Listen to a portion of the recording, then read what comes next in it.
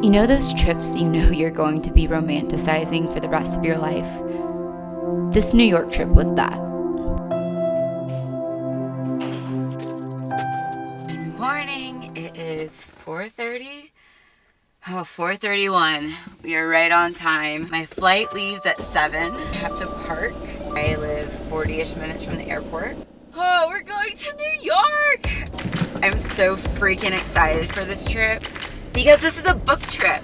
My best friend and I are going to New York City for our 10-year high school reunion, technically, because there wasn't one planned that was like good.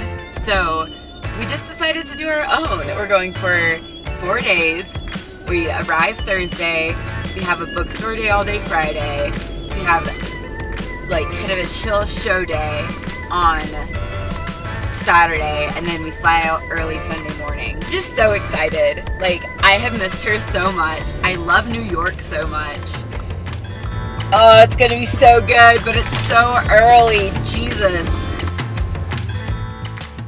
Welcome to New York. This is Alexa.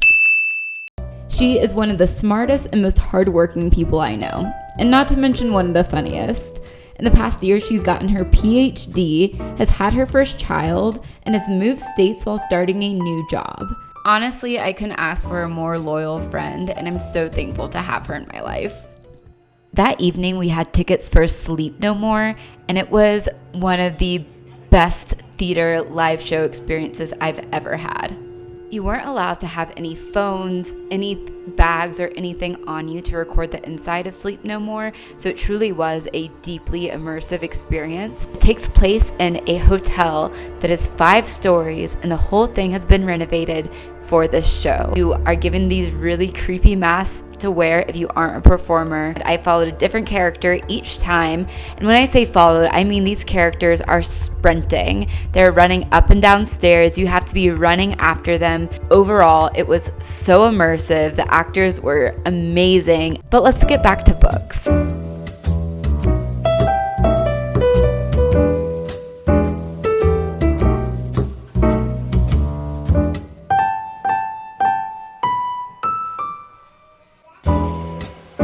Greenlight was such a cool bookstore, particularly because it had a ton of signed books. I ended up buying Bunny. I've read this before. It's so good. It's so creepy. It's very like dark academia. So I got it from the library the first time, so I'm excited to own a copy. But most importantly, it's signed, like in the book. It's not a sticker plate or anything.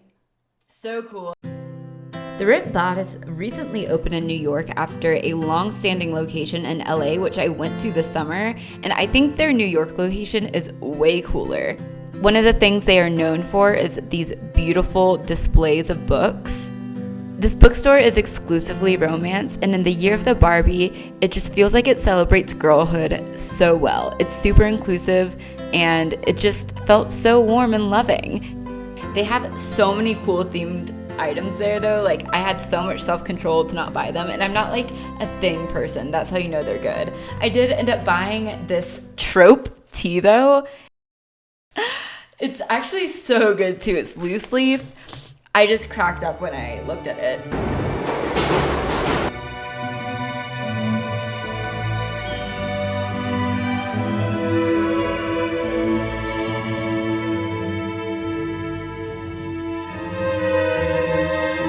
The Albertine is an English and French bookstore located in the French Embassy. Alexa spent a number of months living in France for work, and it has this beautiful mural on the ceiling there. Argosy is one of the oldest bookstores in New York. It has antiques, used books, new books. It was beautiful. It felt like a cozy library. It also had the second floor, which this elevator had a man operating it. It was so old. It went to the prints and maps portion. I bought one more book, and that is Emily Post's Etiquette. I got it from Argosy. I think that's how you say it.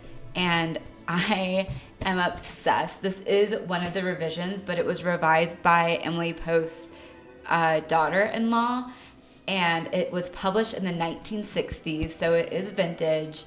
And I just love etiquette books. I'm so happy I got it though. It's such a cute addition. From there we went to this cute little city garden, got coffee, and sat there and read until our dinner reservations. It also had this cute hideaway there. We got dinner at Tuum, which is a Michelin star restaurant. It was the best food, but I was too embarrassed to film any. Sorry.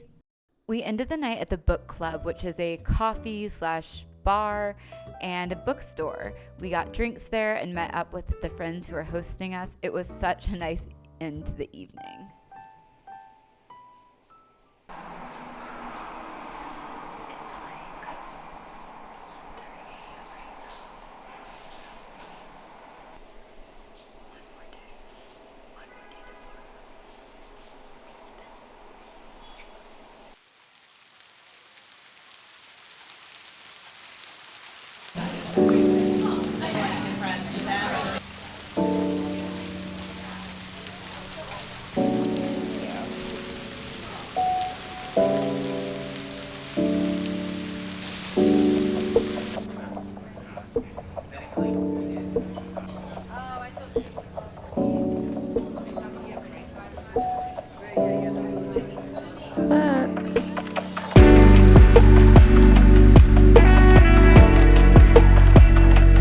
After the Strand, we went back and read and then got ready to see a Broadway show. We were huge theater kids in high school, so this was so much fun. We saw a show that we both love, and it was Sweeney Todd.